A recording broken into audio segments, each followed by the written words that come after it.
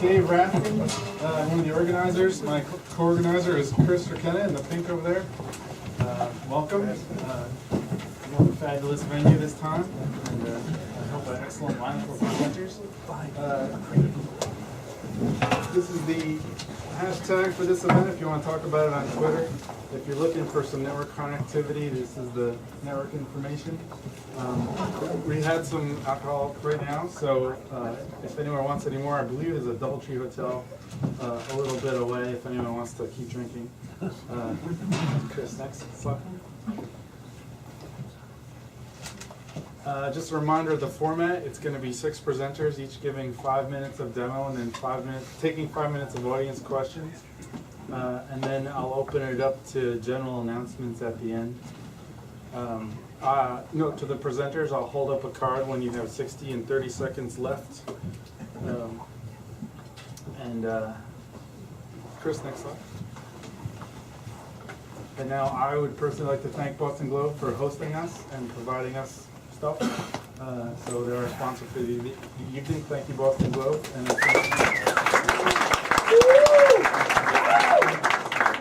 now we're going to have a message from Joel. Hi, I'm Joel Abrams. I'm Senior Product Manager for Boston.com and BostonGlobe.com. I'm responsible for social media and other stuff.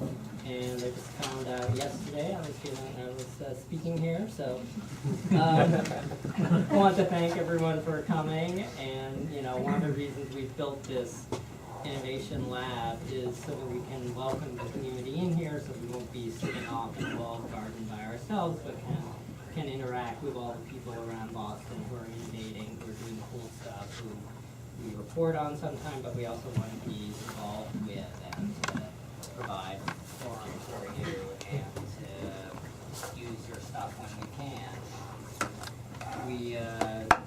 If you're on Foursquare, the Globe Lab is a separate venue, and I'm the mayor, so I can welcome you to that already. So, question: how many of you read the Globe in print? And how many of you have used BostonGlobe.com? Well, good. We're glad, and we're glad that it's attracting people to use it. And if you haven't checked out the responsive design, it's pretty darn neat, if I say so myself. And the Society of News Design just this week declared it the best news website design in the world. So we're pretty proud of that.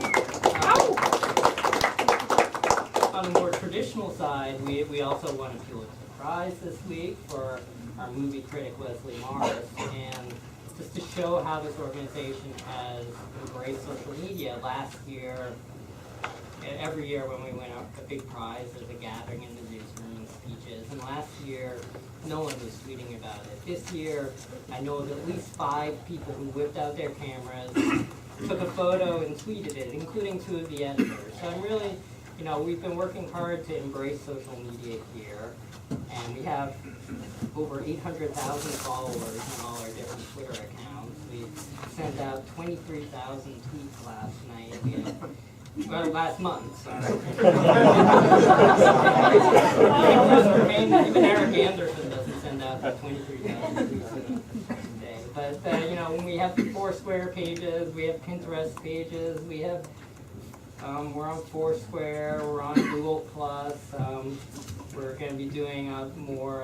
The top editor of the Globe, Marty Barron, I talked him into doing I Am on Reddit next month. We're trying to embrace it over there. If you've looked at our wall of Instagram photos posted. So we're really trying to not be an old, large institution. We're trying to embrace these new technologies. I have a quick video if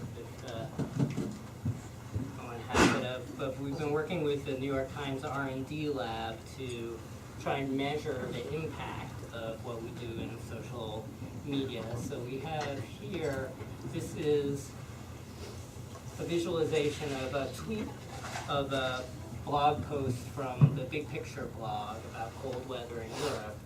And so each each pink dot is a tweet, and then each yellow dot is someone clicking on a tweet, and sort of time is moving around. So it's a little hard to actually tell what's going on, but you can really see how someone tweets it, it gets retweeted, and it just spreads out quickly. And so obviously this is not necessarily a typical story, but it's nice to see as as our content spreads out around the world.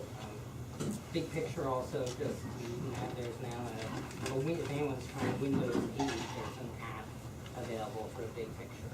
So anyway, that's a little of what we're doing. If you have any questions, you can tweet me at Boston Abrams.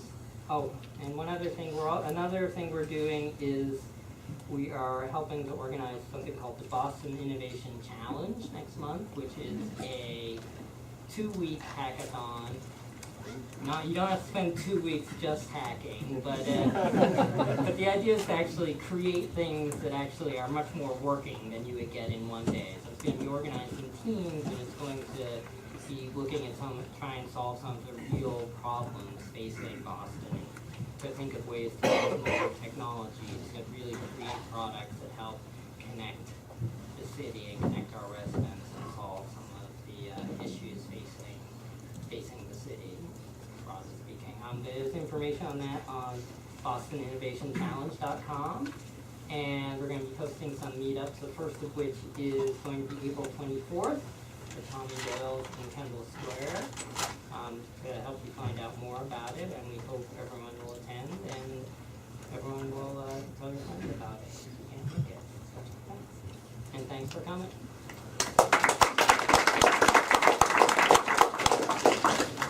Thanks, Joel. Christopher Kennedy here. I'm the co-organizer with Dave, as you mentioned earlier. Just a couple more announcements. First is thanks again to Boston.com for hosting us here. We built up a great community with all of your support and participation, enabling us to put on larger and better events. So thanks for everyone participating. And we are looking for sponsors for space and food and drinks at future events. So if you know anyone, there's information on the meetup, or they can just send us a message through the meetup site. And then also please share the group with your friends. We're looking for presenters and more people to just come and participate. And also connect with us online at Boston New Tech on Twitter, at Boston New Tech. And if you want to get some publicity, just mention us. We'll retweet you and give you another push. Especially the companies that are participating here. Great to see you guys get more involved. And then lastly, we will have another event, which should be May 15th, with the venue yet to be determined, so we hope to see you all come back. And with that, we'll bring it off to Campus Bash, the first presenter.